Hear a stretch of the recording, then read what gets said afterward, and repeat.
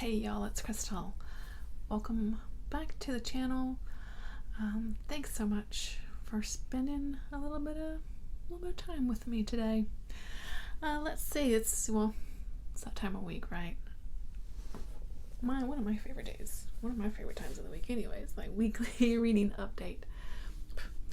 So yeah, let's just dive into what I got into last week for my reading, shall we? So, things that I have finished. First up, I finished Rose Matter by Stephen King. This is my first time reading Rose Matter, and it was fine. It was fine. I think I had higher expectations for this, so maybe I was a bit disappointed with sort of my end feelings about it all, but it was fine. And so this one we're following a woman named Rose, who is married to this atrocious man named Norman.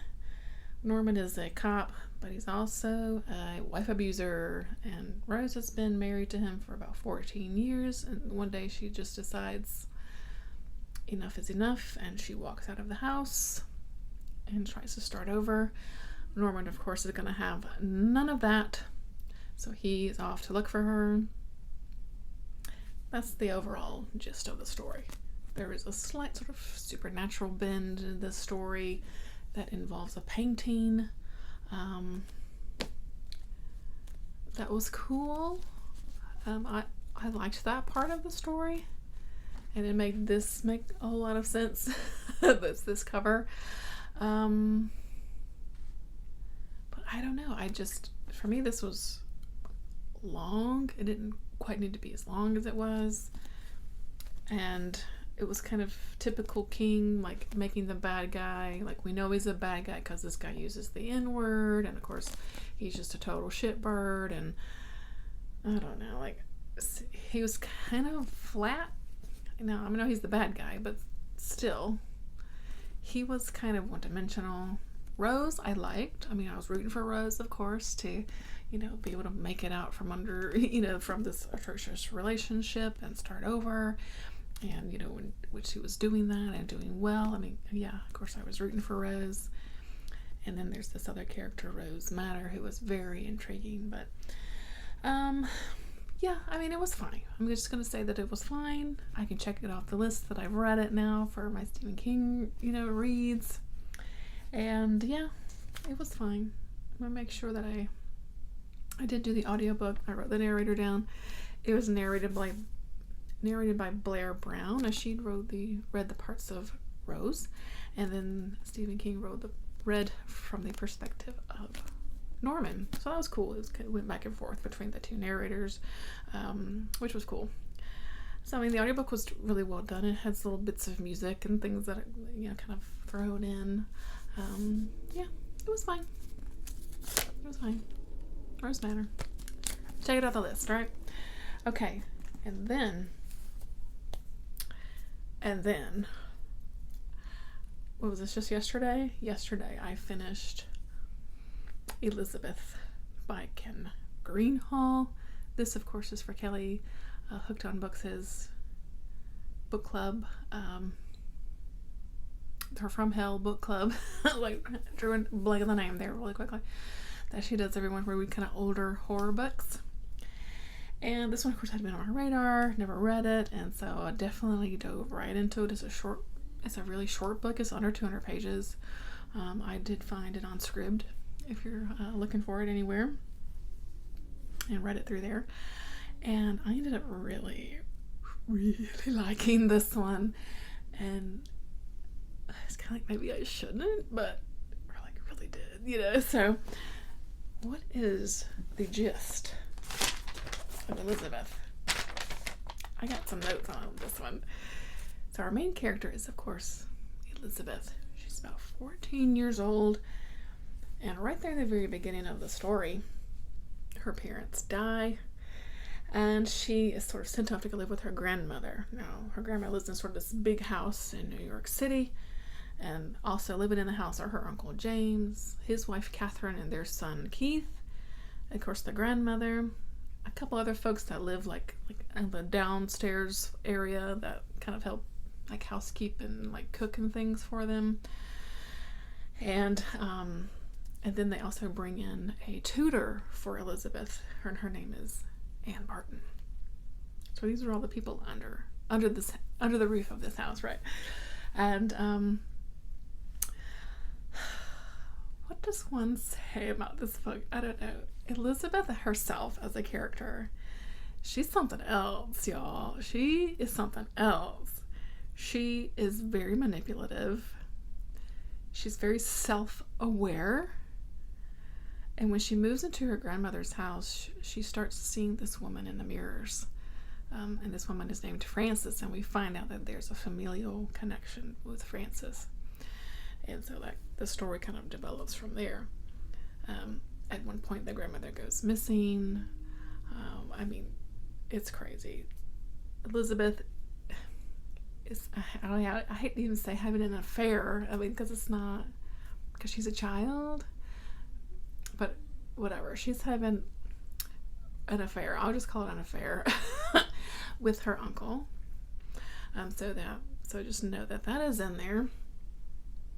But like Elizabeth's not being, like I said, she's very self-aware. She knows what's going on and manipulating the situation and getting what she needs from it. Okay. She's not a nice person, right? But she's so interesting. I don't know. I was just like hanging on every word. I just was so intrigued by this chick. So I thought it was beautifully written. I highlighted so many lines of this book that I want to go back and kind of write down, and make a note of, because I just thought it was fantastic. I cannot wait to read more by this author. I've been sleeping on this guy, right? It gave me definitely some Shirley Jackson vibes. I would say definitely more so We've Always Lived in the Castle, and I think just because of the tone, the tone of the overall story, it's got kind of this creepy girl character and an odd family, kind of weird family dynamics, and things are not quite what they seem, that kind of thing. So but it's just amazingly written. And Elizabeth, she's a trip. Like I said, she is a trip. And I was hooked. I was sucked right into this story, and I just ended up loving this one. So I'm not gonna say everyone's gonna like it. Again, the things that Elizabeth does, and it's not super descriptive, the things that with her uncle, but still, I don't know, it's crazy, and I loved it. So I don't want to say too much more because I don't want to spoil anything, but just read it. I want you to know. I want you to read it and let me know what you think. So yeah, I loved it. Let's see, just today I finished up my reread of Dune by Frank Herbert. I've been dogging on this audiobook, and I've had kind of a quiet week at work this week, whatever. And so I got a lot of audiobook listening done this week, and a lot of that was Dune, which is good because it's a 21-hour audiobook. And yeah, let me show you. I can hold it up. Jeez. I really loved it. The second time around, I definitely picked up on some things that I think I missed. You miss the first time around, because the story it's kind of complex. I think when you deal with all the characters and these sort of political, movement, things that are put in motion, and then this sort of fantasy elements that are in the story of the end of this, religious sort of undertones, I guess, of it all too. I think most people know what Dune's about, but I won't go into all that. But yeah, it's a reread for me anyway, but I really enjoyed it.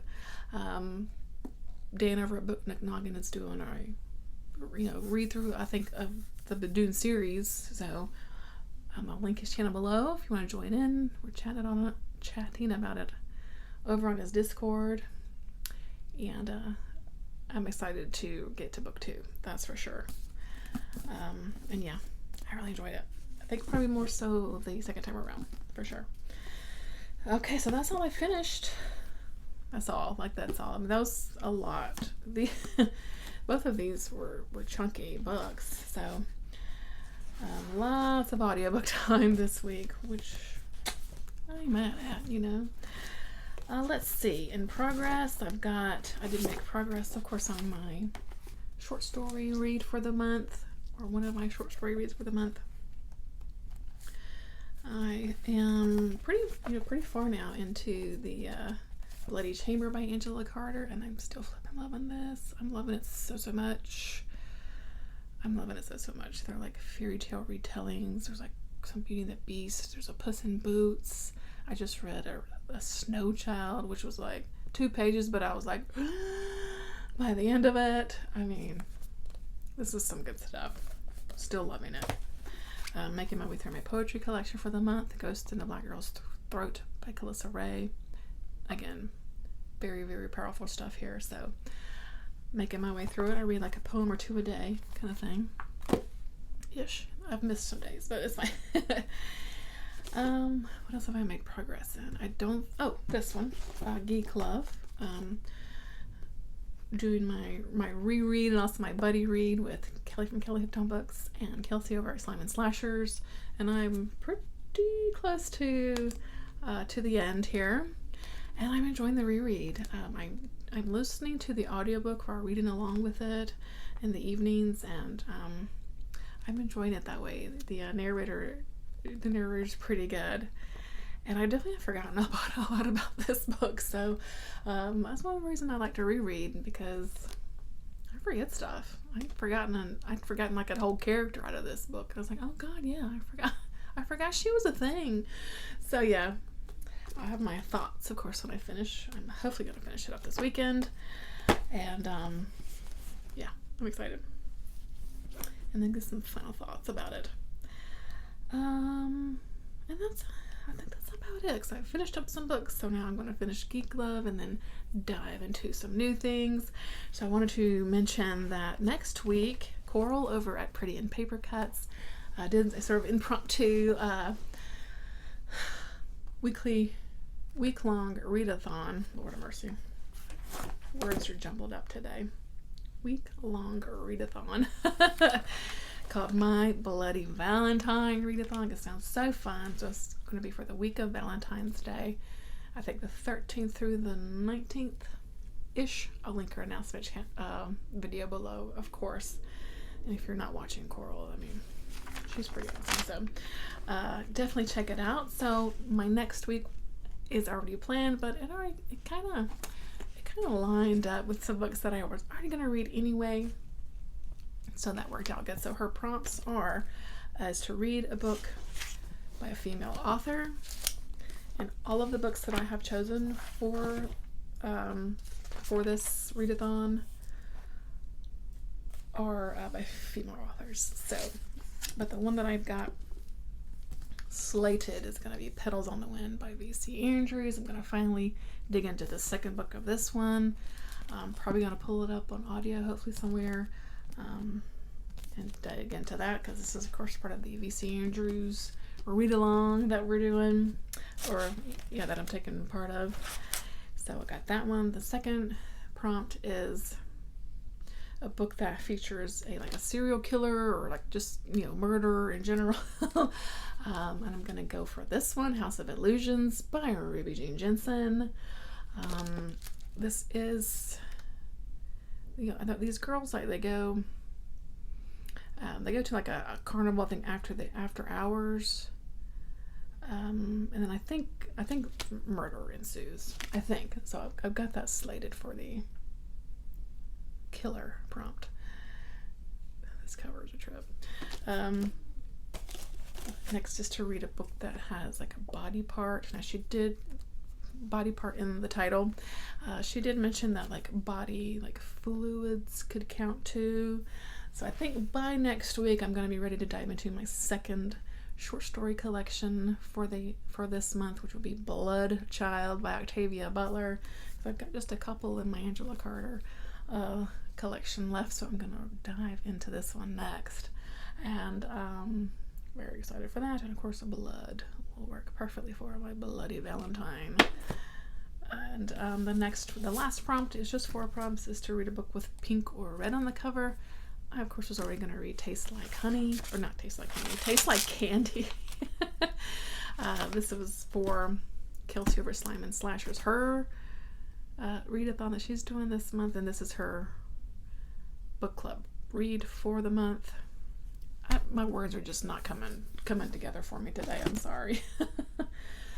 Anyway, but it's got this beautiful pink cotton candy on the cover, so it just fell right into place for this week coming up. So that's gonna be a lot of fun. And did I get any mail? I did get mail. I got my book of the month club choice for this month, Don't Cry for Me by Daniel Black. It seems like a contemporary that it sounds like a heartbreaker. Sounds like a heartbreaker. So that'll be fun.